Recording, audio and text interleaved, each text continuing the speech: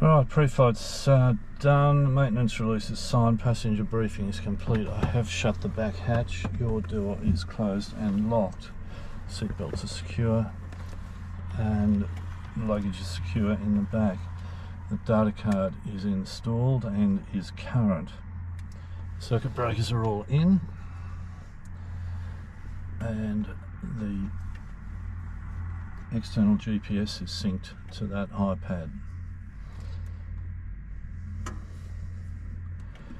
Brakes are set, fuel's on the fullest tank. Battery on. Fuel prime.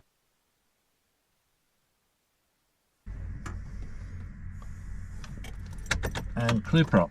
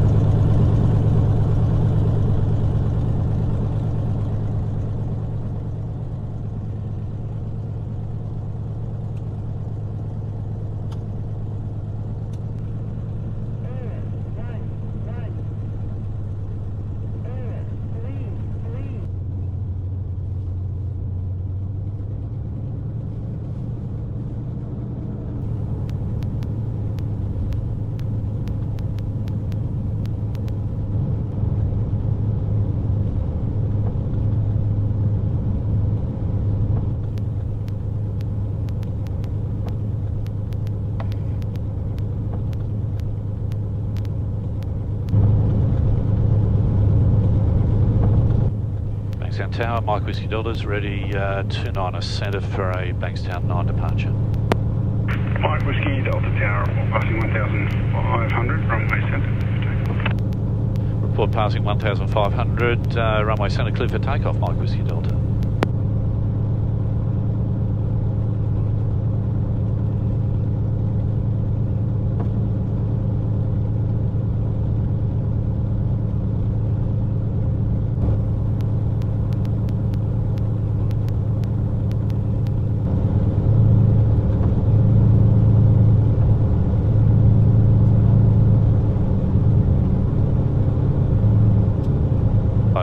Both fully rich, on, and we're good to roll.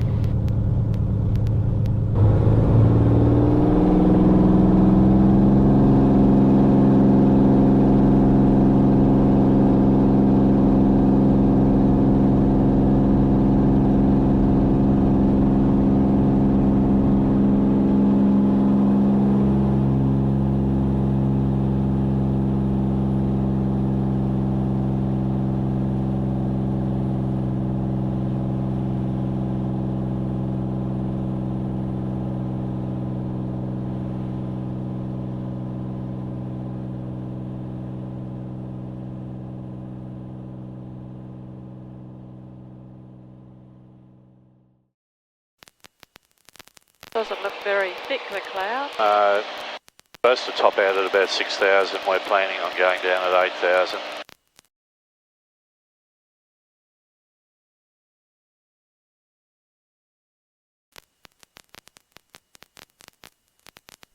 Mike Whiskey Delta's passing 1,500.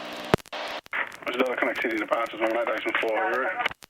118.4, Mike Whiskey Delta, today.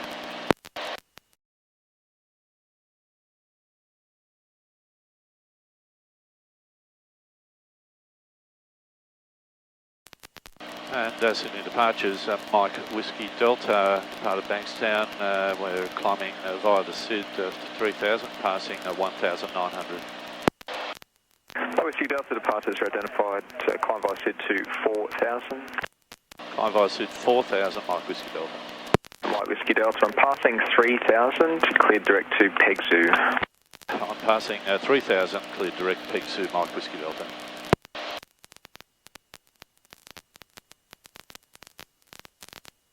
Alright, we can turn direct to Peg Zoo.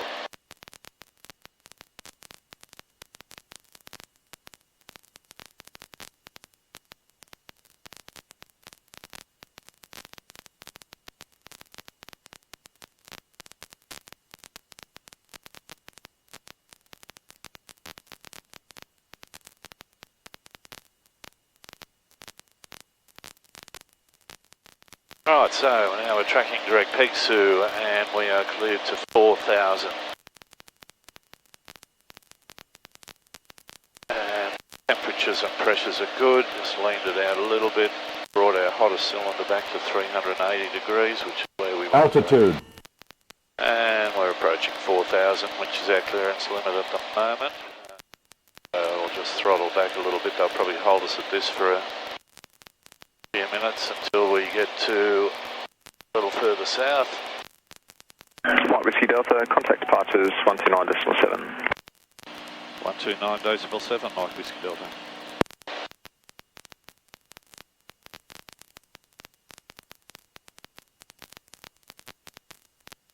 Departures, Mike Whiskey Delta maintaining 4,000. Mike Whiskey Delta departures, grey, climb to 5,000. Climb 5,000, Mike Whiskey Delta. Okay, levelling off at 5,000.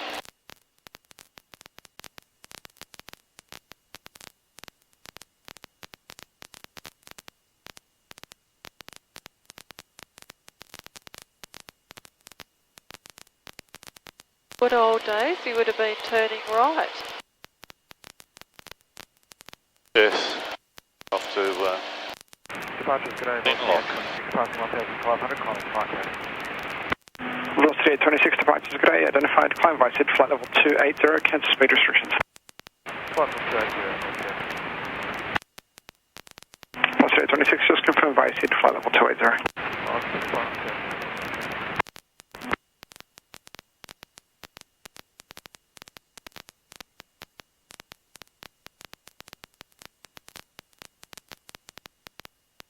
Well, you've already Velocity 638, climb to flight level 120.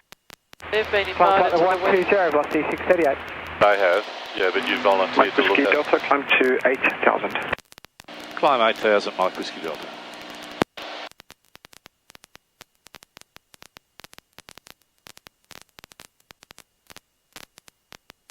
Alright, so should just climb up through this thin layer here, hopefully, and then we'll be at our cruising altitude, 8,000.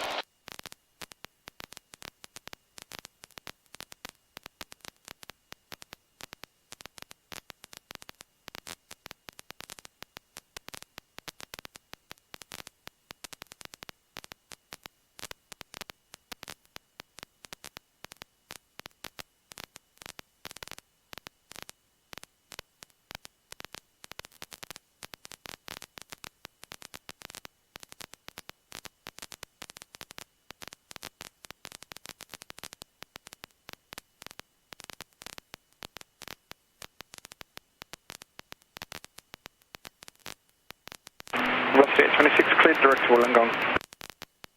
Direct to Wollongong, velocity 826.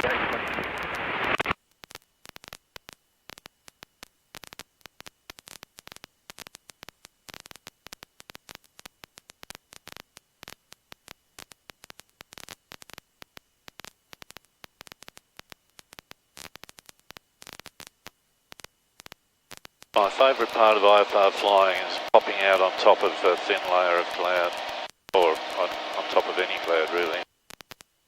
So pretty. G'day, Rex All of a 31. sudden the day is beautiful and sunny. Rex 31, departures grey, identified, climb by SID, flight level 280. Climb by SID. Just 762, contact departures 118.4 grey. Departures 118.4, just 762. Wasn't very thick, was it? No.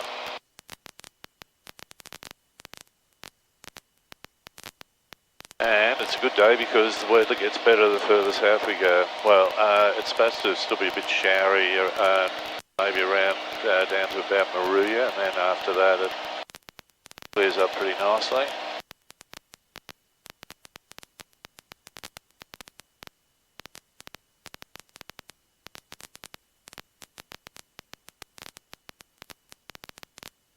Alright, just approaching Pegsu.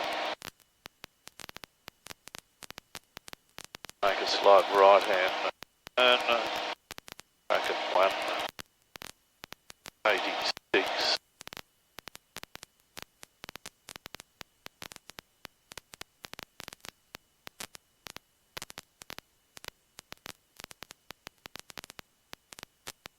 Alright, so we're just approaching 8,000, which is our cruise. Brooks 31, clear direct to Wollongong. Velocity 826, contact Melbourne Centre 125.0, good day. 150, velocity 826. Okay.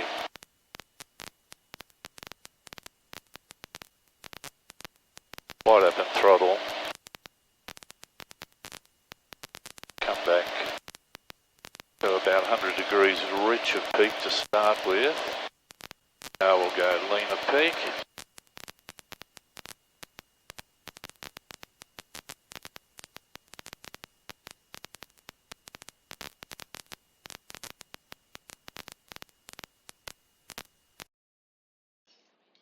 Unfortunately, at this point, the rear camera ceased to function, and so we lost both visual and audio feed. But what we decided that we needed to do was, because the cloud deck was quite solid, an instrument approach to become visual was required. Now, Great Lakes Airport, which was our final destination, does not have any published instrument approach because it's not a certified airfield in that sense. So, an airport that was almost en route was Orbost, and so we commenced and executed an instrument approach to Orbost down through the cloud layer to become visual underneath the cloud. Once we became visual, then we were able to continue on to the Great Lakes Airport under the visual flight rules. So once we became visual under the cloud, we cancelled our IFR flight plan and then continued on for about the 10 minutes or so that it required to get us to the Great Lakes Airport. So you can see here that we're just about to commence our descent. The cloud layer was much more solid than what the forecast was indicating. It was indicating scattered to broken at this stage, but it was very much more than that. And so here we are commencing our descent for that instrument approach, coming down through the top of the cloud. It's at this point that, as an instrument rated pilot, it's a very satisfying thing to do. If you were not instrument rated, if you were a visual pilot, you'd be very, very concerned and you would not do this. If you were a visual pilot, you'd be looking for a hole in the cloud in order to try and come down visually. However, there were no holes in the cloud in this area, and we would have had to fly a long way off course in order to find a visual way of getting underneath the cloud deck. So you can see as we continue our descent, we're starting to see a little bit of break up of the cloud as we get towards the bottom. Lauren was not at all concerned. She just sat there checking photos on her phone and so on, and she's a very seasoned co-pilot, of which I'm very appreciative.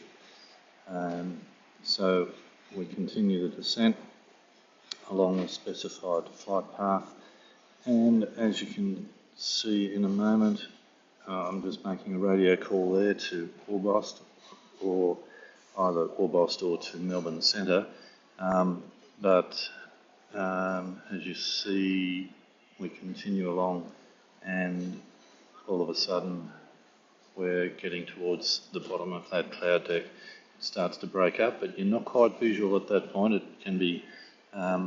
can be deceptive because you're back in and out of cloud, so you're not visual until you are completely under that cloud deck. And so we just continue the descent down to the specified altitudes along the track in towards the airport, Orbost in this instance. So Lauren's given up on the photos and she's starting to look outside, and as you can see, we're almost visual here now, so quite satisfying to see that, and all done under very controlled conditions. the instrument approach lines you up with the runway because it's designed to be able to bring you in to land on that runway. On this occasion, of course, we were not planning to land at Orbost. We were just going to use that instrument approach to become visual and then fly under the visual flight rules now that we have gotten under the cloud deck. And it's at about this point that I contacted Melbourne Centre, told them that we were now visual and requested to cancel the IFR flight plan. So we're just looking ahead. That's Bass Strait on our left, and we're heading straight towards Orbost. I did not continue the descent because there was no requirement to do that, so we just stayed underneath the cloud. We were at about 1,500 feet at this point, and continued at that altitude to our destination at Great Lakes Airport. Just looking back behind, you can see there was a solid cloud deck there, although it is starting to break up over the coast. So, and in fact, shortly after we landed, the cloud dissipated quite quickly. You can see here, this is the instrument approach that we used into Orbost for runway 26. And as we zoom in there, you can see the airport, the runway there starting to appear. So the instrument approach lined us up perfectly for that, and we would have been able to land if that was, of course, our destination. But we just overflew Orbost and continued on to our destination of Great Lakes. We didn't get any footage of the actual landing due to the camera malfunction, but we were able to get hangarage at the Great Lakes Airport, which was extremely useful.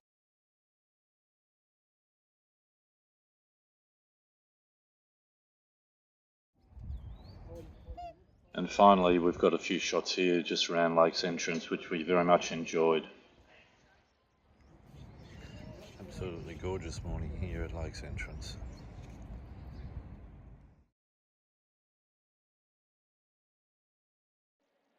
And here we are at the Metung Hot Springs, which are just a little town outside of Lakes Entrance. And here's the hot springs that you get into, and it's absolutely fantastic, these hot artesian springs. Enjoyed that very much.